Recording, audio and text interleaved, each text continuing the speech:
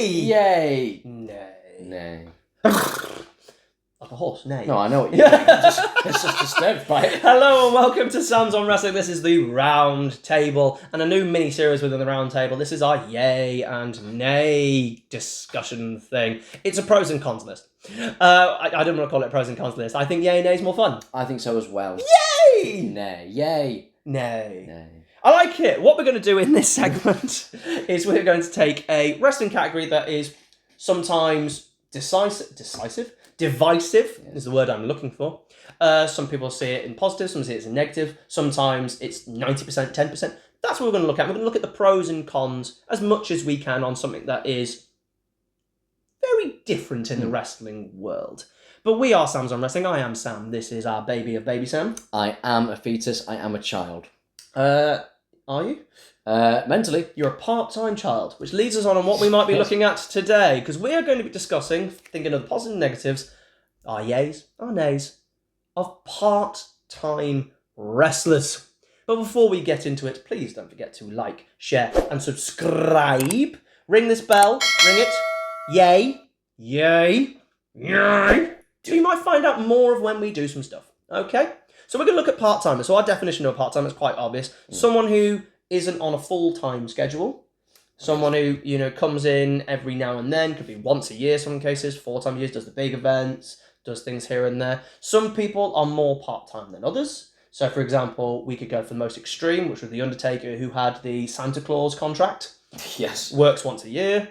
Then we probably had Brock, who was on 4 pay-per-views. And we had Edge in WWE, who's kind of on half the time. So, but they are all part-timers and that sort of thing. So we would like to look at some sort of more positives and negatives, our yays and nays of those, and just to see if you agree. Are you more on one side or the other? Could we convince you that it's maybe more positive or maybe more negative? Let's find out. So, Sam, would you like to talk about a positive of yours? What is a positive? Yes. See if I have it on my list. We haven't seen each other's list. It's lovely discussion, really. What have you got? My number one is quite obvious. I think it's just special when they are there. I've got special attraction. What I've got. You immediately make someone's presence special when it's a rarity, and especially when it's around WrestleMania season. So with Undertaker, and I entirely got why he was part-time, it made sense. He wasn't which we will probably get to as well and other things, but and when he was there, it was WrestleMania season, and there was a buzz around it, and it is special, especially when Brock turned up as well.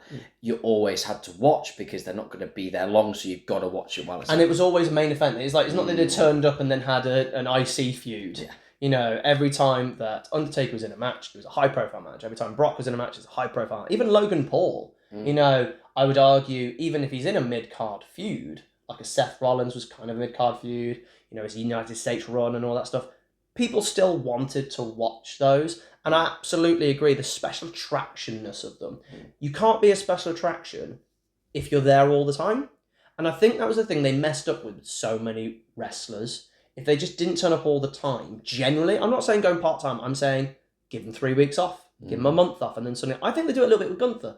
So Gunther goes missing a couple of times, and then suddenly comes in and has his slapping match and goes, yeah, you're awesome. And I think that's actually a really important thing that they could incorporate into other wrestlers to not have them be around as much. I think they should have done it with Bray Wyatt and The Fiend. Because imagine if The Fiend attacks somebody and does his rivalry and then vanishes for 2 months. And they're going, when will The Fiend strike again? Yeah. I think they missed that opportunity because they were trying to do it with Omos, weren't they? They turned Omos into a part-timer. Yeah. He works all the house shows and he turns up, but they haven't turned him into a special attraction. He just it's a battle royal. Omos turns up. Pretty much. So I'm with you. I like this, the special attraction. Should we go with a negative then? Sure. A nay. Nay. I've gone with it takes a spot away from somebody. The big problem is if you've got people who work all year round, and my brain goes to Braun Strowman here. Braun Strowman got himself massively over 2018, 17, that sort of neck of the woods. And then you get to WrestleMania season and he's in the Andre the Giant Battle Royal. And you're like, how? You've just taken that person's spot. So by only turning up for the big events, people who have worked all year in the downtime, in the time when the NFL is just destroying the viewing figures and no one is watching as much, or at least watching live, to have suddenly be like, yeah, you've done all this job, thanks for that. Now, could you move aside because Goldberg needs to have a match? And that really it really bugs me that people who earned the spot, not just because you're not a bigger star as this person, but you can't become a bigger star. Yeah. If you're always being sidestepped. It's like there's a glass ceiling, as Punk would say. But it was very apparent, especially I always remember Kevin Owens, Universal Champion, going to WrestleMania, Goldberg beats him in like 2 minutes. And he just had the Festival of Friendship segment on that Monday and just moved it to the United States. And demoted him when Goldberg and Lesnar didn't need the title. No, that's the classic example, and you're spot on. Yeah, it takes. It should have been the main event. Yes, and that is so you can take a spot and the person still be on the card, and because that should have main evented. That was the biggest thing going into that Mania. I still think you could have had Undertaker leave halfway through the show and it would have been fine, because I think people would have had that moment and you could have had the commentators talk about it. You could have had a respectful thing. You didn't need to leave at the end, especially the fact he didn't retire anyway. True. Another part-timer in the main event. So yeah, I think taking a spot is one of the biggest nays here, and I'm going to stick with nay because you kind of alluded to it. Titles going missing. Yeah, that's the next thing. Stop putting titles on part-timers, and we can never got away with it. So we had Roman Reigns who gone part-time sort of when he had his big run, and I had no problem with that. He was the example of a special attraction because we desperately wanted it, and he was the example of what I said. If you go away for a bit, people want it. So Roman Reigns did exactly what I said. But the problem is, he went away with the title, so the title was not on the pay-per-view. And then when he loses the title, great. And Logan Paul becomes United States champion at the same time. So then we lose the United States Championship. Brock was the champion for 500 days. He defended it like, what, was that 8 times? 9 times? Something really ridiculous. I can't remember what it is. I've not looked it up. Titles going missing is such a negative that you can't get over. You can't take the title away. Don't be champion. No, you don't need to. I absolutely agree. And even with Roman, yeah, sure, he was massively over because his reign had been awesome. That's not debatable. Let's not forget that last year of his reign weren't great. People were souring on that reign, and rightfully so, because there's a difference between being part-time, but he was so part-time with the title, and it was starting to lose a bit of its recognition. I think people were souring on it for a while before Cody won, and I know you can say, well, that makes people want it more, but I think if Roman just one or two more pay-per-views... He did SummerSlam, and then his next defence was the Rumble. You know what I mean? And it was detrimental quite a bit. I think we'll forget about it in history, but at the time... Yeah, it will be a thing that in 15 years' time, you'll completely forget that he missed it for 4 months. I don't mind him going missing because he still has leukemia. And he's dealing with his... No, I understand the circumstances. So I have no problem with that. But again, if you're not going to be around, Roman Reigns could still do the Bloodline special attraction thing, turning up every 4 months, and it'd be the exact same thing. He could have done the same thing, just didn't need the title. But I don't mind that one as much. It was Brock's one that I think hurt me. But a positive, completely on the opposite end, is when they do return, Sam, that pop. Yeah, I've got that. There's something you can't... A pop is just so tangible. That crowd reaction, and if someone returns and they've not been around for months, every time Brock's music went off, people go crazy. Every time Undertaker's gong goes off, people go crazy. Now, don't get me wrong, the thing about part-timers is Logan Paul's the only one excluded from what I'm about to say is people go part-time because they've wrestled for a long period of time and they've built their career, they've done their hard work, they've already done the work, unless you're Brock and you have made a bigger star in a different way anyway, UFC, but he still did the work a different place. You have earned the right to go part-time. So let's forget that we're going, part-time's like, no, they did wrestle for 10 years non-stop. Roman Reigns was on all the circuits for over and over and over again. He did that. Brock Lesnar did 3 years in the WWE, then he got his face kicked in UFC and stuff like that. So he did a lot of the work. So when they do return, everyone, they are a star, that special attraction, but the noise, you cannot defeat that. No. And when you get a noise, it immediately means I care and I want to watch whatever thing you're setting up.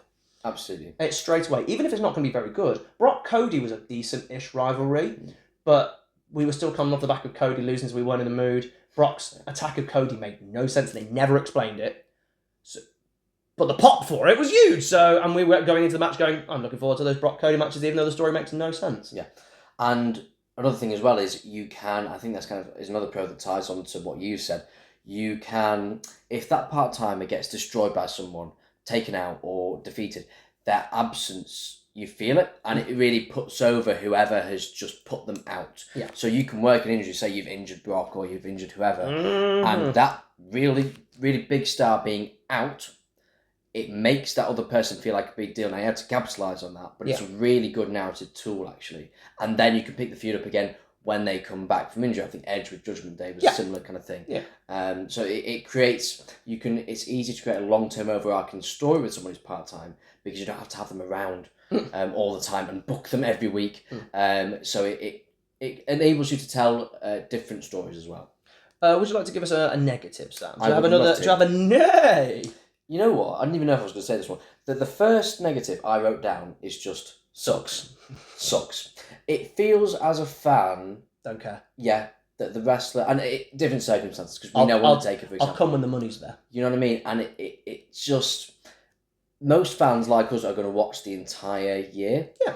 And there's a feeling that, well, for most of the year, I think this is especially true towards the late 2010s when Brock was doing his thing, that if I'm watching October, this doesn't matter. Yeah. This period is just filler. It won't matter to come Mania. It won't matter to come next year. October and November has been filler for about 15 years at this point. And it just doesn't matter because you've basically... WWE's at like half its strength. Yeah. And they're not really trying. They're not firing on full cylinders. No.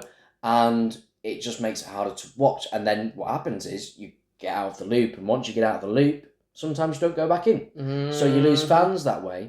And it just does suck a bit. You know, to have some of your favourites just not there.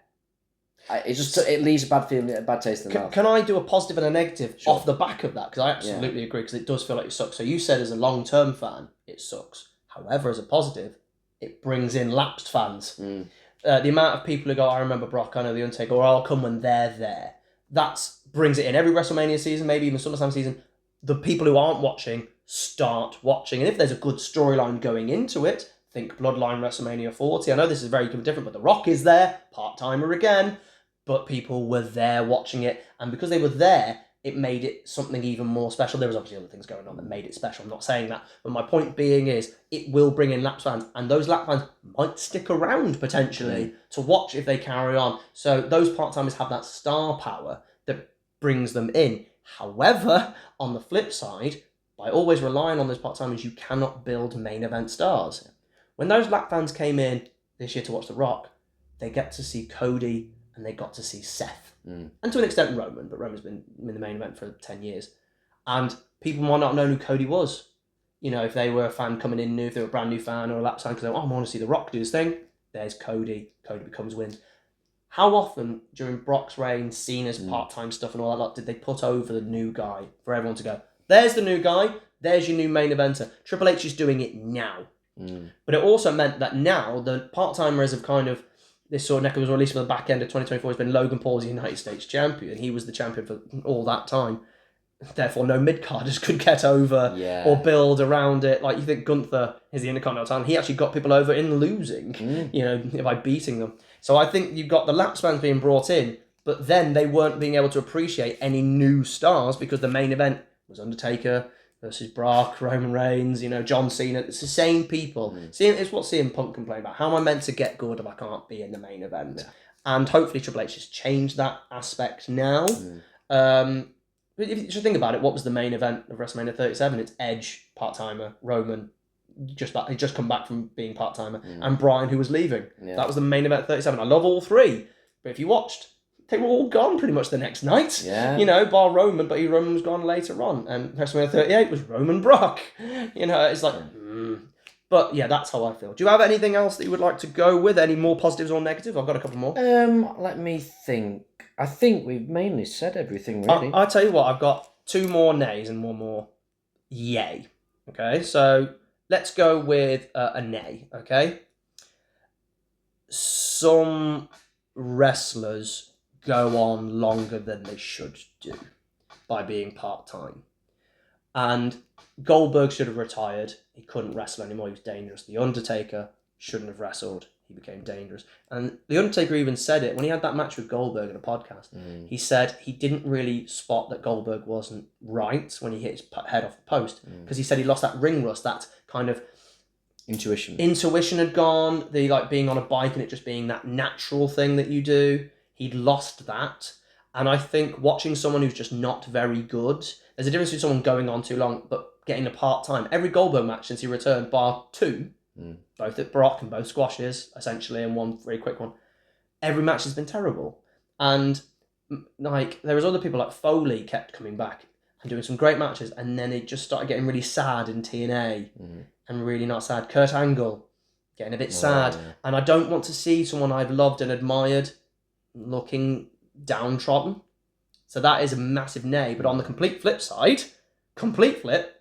it has kept wrestlers going longer who did keep themselves fit, and I go with Edge returns, by doing the part-time thing, which is what WWE insisted. I know he didn't want that with AEW, but he broke his leg pretty much straight away. He was able to come back and have good matches. You know, John Cena to an extent, maybe not less so now, but like they were coming back and they got to prolong the career because they were having massive breaks. Brock is in his late 40s, and somewhat so there would be a condition and be happy and mentally happy so he could go on longer rather than being burnt out. That is another thing. So even though some people go on too long, it also extends some people and we get to see them for longer. And then you get to see matches that you didn't think you'd see. Yeah, and also Sting Triple H is a great example of that. And then with that part-time schedule, when they are there, because they're not on a full 365 days a year schedule, they can really push themselves and have really good matches. Like, I'm not a massive fan of Shane, but when Shane came on, is he doing that on a full-time contract? No, he's not. You see the best of them, and they can push themselves. They can go balls to the wall. Exactly. Undertaker's an example. Undertaker's WrestleMania streak, before he got a bit too old, after the concussion, really, of Brock. Shawn, Triple H, and Punk. Most of those, and even Wyatt, if you want, most of those, he barely turned up at all in any of that. Triple H was having really good matches when he did have a match. Bryan is an example. It extended Triple H's career, and he'd probably still be wrestling now if he didn't have his heart condition. So I'm going to finish off with our final nay. And I think this is a very, very modern one. It can change the booking that you've got. We talked about it a little bit with Jericho, but that and Kevin Owens, but I think that was going to be the plan. Whereas Cody going for the main event of WrestleMania was always the plan, right? And then The Rock turns up for whatever reason. Everyone keeps changing their mind. They said like people getting injured like Punk, so we got to save WrestleMania. It's like no, you've got to save that match over there, not this match here. And it will change the booking for something that they've got planned. For example, there's been Matt Riddle said that he was potentially meant to win the Royal Rumble in 2022. I don't know how much I believe him, but Brock came in and went, "Nah, I'm winning." Yeah. Brock walks in at WrestleMania 35 and went, "I don't like where I'm on the card. I'm going to open." So you've now got to change all the bit. So not just the booking of the match, sometimes the booking of the card. And that's the thing is sometimes these people have got such sway and such power, contracts, whatever it is. And The Rock is, essentially an owner. Yeah. He can come in and change what he wants. I'm glad he was smart enough to realise it wasn't the right thing. And he'd probably pretend that was the plan all along to give Cody more. They always do. But I think the changing of the booking with Randy Orton, Batista's another example. Batista gets brought in, changes the booking. If Batista didn't decide to come back in, I'm pretty certain they probably would have gone with Bryan naturally. But they would have gone Randy Cena again. But yeah, that's my thing. So, do you have any more to say about your part-timers? What do you think about part-timers as a whole then? Are you more yay? Are you more nay? What do you think? It really depends who it is and how you use them. I've never been a fan. I would not have any complaints with having 0 part-timers in WWE or AEW. That's just me. Call me slightly old-fashioned, but... Old-fashioned. Yeah. But I know it has a place and I know that it can absolutely work. But I whenever I hear part-timers, I just go... Yeah, that's the key sentence you just said. You hear part-timers and you just go... Even though you might like the person. I'm going to openly say it, I'm in the middle. I'm more nay than yay. However, if I get to see Rock wrestle a match, great. If I get to see Roman carry on, yay. If I got to see one more Cena match where he actually gives a damn, before retirement potentially or whatever, yay. So I got to see Undertaker do some of the matches that he probably never would have got to do. So for me, I'm probably more yay. To stay me, yay. Stop winning the titles. Just be a special attraction match. It makes a pay-per-view even better. It can even be the main event. And stop changing the booking. You turn up and go, what's my booking? Not, this is my booking. So you're more on the nay? Yeah. I think I'm more on the yay question mark. I might even put it on the screen. Yay? Nay. What do you think? Are you more yay, nay? Do you have any more positives or yays or nays that you kind of think that we've completely missed? We would like to hear it. Please don't forget to like, share, and subscribe. Ring the bell so you get to see us all do more yays and nays. What would you like to see yay and nays? Take us something that's, some people got positives, some people got negatives, and we will talk about it next time. Thank you very much, and we will see you soon. Bye-bye. Bye-bye. Yay.